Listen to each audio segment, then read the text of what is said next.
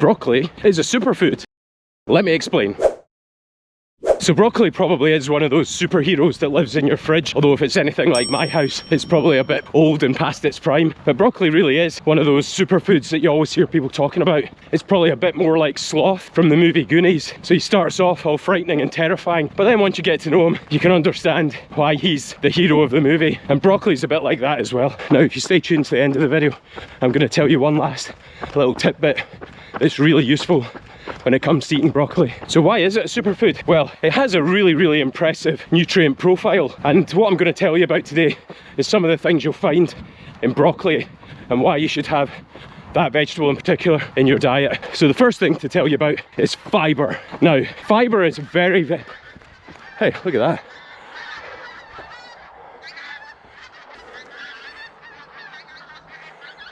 I think they probably get plenty of fibre. Anyway, fibre is very important. The average American doesn't eat anywhere near enough fibre, and America has some of the lowest recommended daily amounts of fibre on the planet. And 95% of Americans don't even meet that low target. So it's important to increase your fibre. And one of the main reasons for having lots of fibre in your diet is that fibre promotes good gut health. The gut microbiome love it. It makes you regular with your bowel motions. It means you're less likely to have problems like diverticular disease. And there's some evidence to show you're less likely to have bowel cancer as a result of having a high fibre diet. Well, I don't really mind if you decide to have animals and dairy in your diet. They don't contain fibre, certainly nowhere near as much as you get in plants. But broccoli has loads of fibre, so eat your broccoli. Now, as I mentioned in the intro, there's lots of additional nutrients, and in particular vitamins. Broccoli has lots of vitamin C and has lots of vitamin K, and those are very important for your body systems. We all know about vitamin C because it used to cause sailors scurvy if they didn't get enough of it, where their teeth would fall out and their collagen would break down and things like that. And vitamin K is important for blood clotting and functions of normal blood function. Anyway, it's good for your blood. There's also minerals like iron, which everyone knows is really important for forming your blood cells, as well as various other functions. But when people don't have enough iron in their diet, they can become anemic, which means they don't have enough of a molecule called hemoglobin, which transports oxygen around the body, so they can feel very tired and washed out. And even if you're not anemic and you have low iron levels, you can also feel tired. Now, iron is particularly important for people who are vegan or even vegetarian. You might not get enough iron in a plant-based diet if you're not paying particular attention to what you're eating. And the leafy green vegetables, as well as things like broccoli, will give you that iron. The greener the better.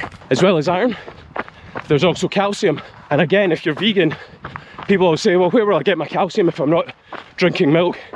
Well, a vegan diet can very easily support calcium.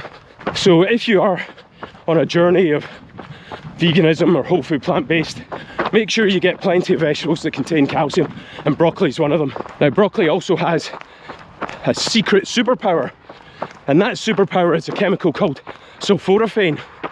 And sulforaphane, it's a bit like broccoli's ability to shoot lasers out its eyes or fly. It is really important in terms of reducing body inflammation. And we know that a lot of chronic diseases like heart disease and type 2 diabetes have huge roots in chronic inflammation.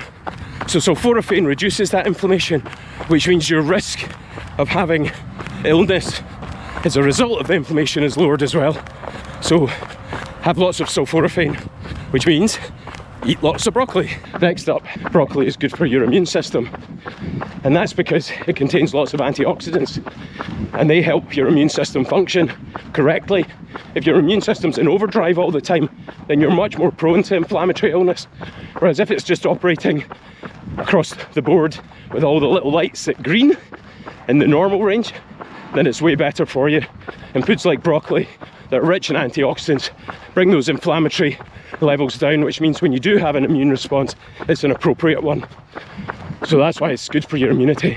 Another thing to be aware of is the chemicals that I've mentioned already are very, very useful for your skin health. They lessen sun damage, they reduce the incidence of things like skin cancer incidents potentially, and so having foods like broccoli in your diet improve your skin health, promote the skin collagen, things like that. So definitely another one to consider. So what's that tidbit I was telling you about? Well, broccoli is very sensitive. It might be a superhero, but it's a gentle soul, and it doesn't like you overcooking it. Unfortunately, if you really cook it in very harsh conditions, a lot of those chemicals we've discussed and those benefits are lost. They break down in the heating process. So if you're going to have broccoli, make sure you get it steamed or just lightly stir-fried. And we use a microwave steamer, a little bit of boiling water, 2 to 3 minutes, and it comes out perfect. But it's still retaining all of those useful chemicals and nutrients. The other thing as well about broccoli is some of those chemicals are quite hard to absorb. And there's some evidence to show that if you squeeze some lemon juice over the broccoli, that actually helps your stomach and your intestines absorb those nutrients. So steam your broccoli, add some lemon juice.